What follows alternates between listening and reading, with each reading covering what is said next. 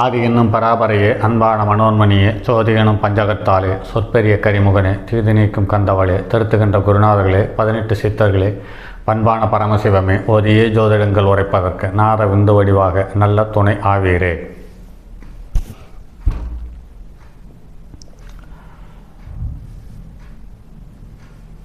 உலகில் உள்ள அனைத்து தமிழ் பேசும் நல்லுள்ளங்களுக்கும், ஜோதிட சான்றோர்களுக்கும், மூத்தோர்களுக்கும், பெரியோர்களுக்கும், மாணவ மாணவியருக்கும் மற்றும் தாய்மார்களுக்கும் ஆஸ்ட்ரோ ராஜின் இனிய காலை வணக்கங்கள்.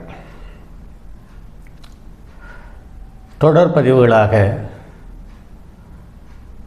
புலிப்பாணி ஜோதிடம் என்ற நூலிலிருந்து பாடல்களும் பாடல் சார்ந்த தகவலும் என்ற தலைப்பில் காணொலியை தந்து வருகிறோம். அதில் இன்று 102வது பாடல், சூரியனுக்கு 5-9 மதியிருக்க பிறந்தவர்கள் என்ற தலைப்பில் பாடல். இந்த பாடல், பாரப்பா இன்னும் ஒரு பகரக்கேளு, பகலவனும் கலைமதியும் கோணமேற, சேரப்பா பலவிதத்தால் திரவியஞ்சேரும், செல்வனுக்கு வேட்டலுண்டு கிரகமுண்டு, ஆரப்பா அமோடு பயம் இல்லை இல்லை, அர்த்த ராத்திரியினிலே சப்தம் கேட்பான், கூரப்பா குமரனுக்கு 78 கூற்றுவார் வருங்குறியை குறிப்பாய் சொல்லே என்று கூறியுள்ளார். இந்த பாடலில் சூரியன் எந்த ராசி கட்டத்தில் நிற்கிறதோ அந்த ராசி கட்டத்திலிருந்து 5வது இடத்திலேயோ அல்லது 9வது இடத்திலேயோ வளர்பிறை சந்திரன் இருக்கும் பட்சத்தில் அவருக்கு செல்வம், செல்வாக்கு, கௌரவம், மரியாதை அனைத்தும் கூடும் என்று கூறியுள்ளார். அதே சமயத்தில் சில சங்கடங்களும் பயங்களும் வரும் என்றும் சொல்லியுள்ளார்.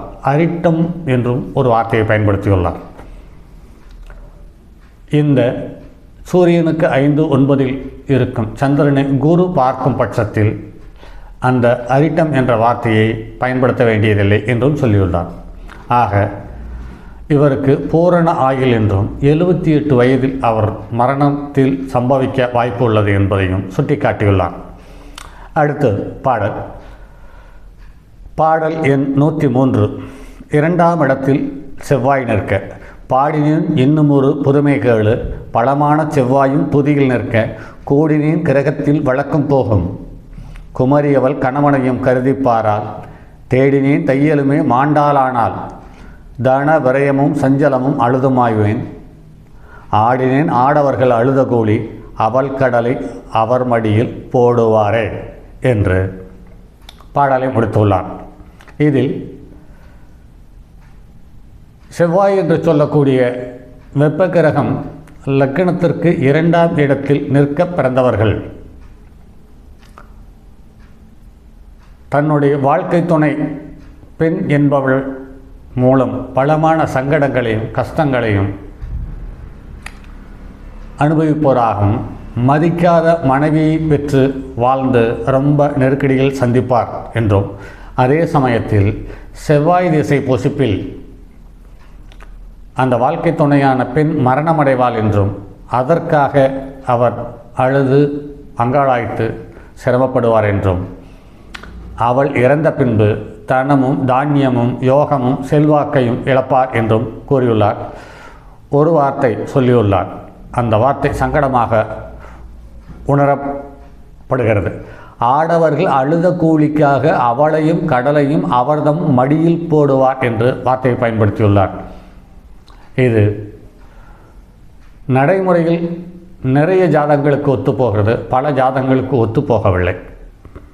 அடுத்து பாடல், 4ஆம் இடத்தில் பாவர் நிற்க, பாடல் எண் 104, குறித்திட்டேன் இன்னும் ஒன்று கூற கேளு, குற்றமுள்ளோர் 4 அதனில் அமைந்தவாறும், அறுத்திட்டேன் அத்தளத்தில் கேந்தரிக்க, அமடு வந்து தீருமடா அகமம் உள்ளோன், சிரித்திட்டேன் ஜென்மனுக்கு வாகனங்கள் உண்டு, சிறப்பாக மேதினியில் நலமாய் வாழ்வான், பறித்திட்டேன் பெற்றவர்க்கு ரோகஞ்சொல்லேன், பரமகுரு பதியமர யோகந்தானே என்று கூறியுள்ளார்.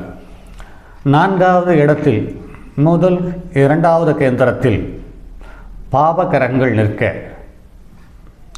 செல்வம், செல்வாக்கு, யோகம் போன்ற அனைத்து தனதானிய யோகங்களையும் தருகிறது என்று சொல்லியுள்ளார். அதே சமயத்தில் 4ஆம் இடத்துக்கு உரிய அல்லது 4ஆம் இடம் என்று சொல்லக்கூடிய மாதிரி ஸ்தானத்துக்குரிய கிரகம் சந்திரன், இவர்கள் நின்ற நிலை சார்ந்த விஷயத்தை சார்ந்து தான் குடியிருக்கும் வீடோ அல்லது தாயோ அல்லது தன்னுடைய உடல் நலமோ இந்த மூன்றில் எதையோ ஒன்றை பாதிக்கிறது என்பதையும் நடைமுறையில் காண முடிகிறது. அடுத்து பாடல் எண் 105. 4ஆம் இடத்தில் கேது நிற்க பிறந்தவர்கள். கேளப்பா இன்னும் ஒரு புதுமை கேளு, கெடுதி செய்யும் செம்பாம்பு நாளில் நிற்க சீலப்பா ஜெனித்தமனை சொத்தப்பாளாம், ஜென்மனுக்கு கிரகம் உண்டு விதியும் கூறு, கூலப்பா குளிகணுமோ சேர்ந்து நிற்க, குடியிருக்க குச்சி இல்லை கறவை இல்லை, ஆளப்பா அன்னைக்கு தோஷம் அத்திடலில் அறவுக்கு சாந்தி செய்யே என்று கூறியுள்ளார். லக்கணத்திற்கு 4ஆம் இடம் என்று சொல்லக்கூடிய மாதுருஸ்தானத்தில் கேது நிற்க பிறந்தவர்கள் அவர் எந்த மனையில் பிறந்தாரோ அந்த மனையில் பலமான பாதிப்பையும் சங்கடங்களையும் தருகிறது என்றும், அதே சமயத்தில் அது பாழாய் போய்விடும் என்று ஒரு வார்த்தையை பயன்படுத்தியுள்ளார். அதே சமயத்தில் அந்த 4வது இடத்தில் கேது நிற்க அந்த கேதுவோடு குளிகன் நிற்பாரானால் பலமான பாதிப்பையும் இழப்பையும் தருகிறார். குடியிருக்கு குச்சி இல்லை என்று சொல்லியுள்ளார். வீடு இல்லை, ஆடு மாடு போன்ற கால்நடை செல்வங்கள் இல்லை என்பதையும் கூறியுள்ளார். அதே சமயத்தில் அன்னைக்கு தோஷம் தருவதாகவும் சொல்லியுள்ளார். இது ஓரளவு நடைமுறையில் ஒத்துப்போகிறது. அடுத்து பாடல் எண் 106 தன கர்மாதிபதி யோகம் என்று சொல்லியுள்ளார்.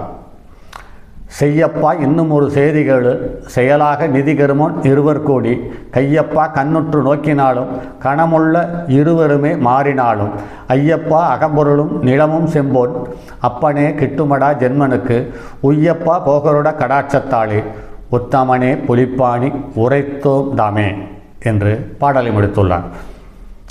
தனம், வாக்குஸ்தானம், நேத்திரஸ்தானம் என்று சொல்லக்கூடிய 2ஆம் இடத்துக்குரிய கிரகமும், ஜீவனஸ்தானம்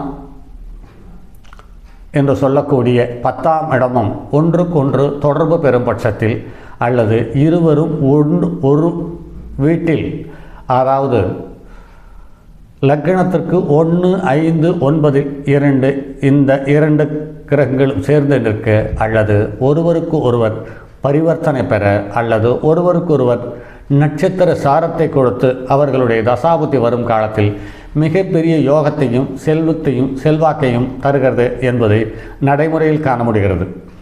இது ஓரளவு இந்த பாடலில் சொல்லிய தகவல்கள் அனைத்தும் ஓரளவு ஒத்துப்போகிறது என்பது திருப்திகரமான சமாச்சாரமாக தெரிகிறது. மீண்டும் அடுத்ததொரு பதிவில் சந்திப்போம். அதுவரை உங்களிடமிருந்து விடைபெறுவது உங்கள் அன்பு நண்பன் எம் ராஜரத்தினம். வணக்கம் நண்பர்களே. தங்கமான் மழுவோடேந்தி தன்மதி தலையில் கொண்டோன் மங்கையர் பதுக்கிச் சொன்ன மாமொழி ஜோதிடத்தை இங்கு யாம் உரைப்பதற்கோர் இமை என்னும் பிழை வராமற் காக்க செங்கன் மால் மருகன் யானை சிறன் பதம் காப்பதாமே.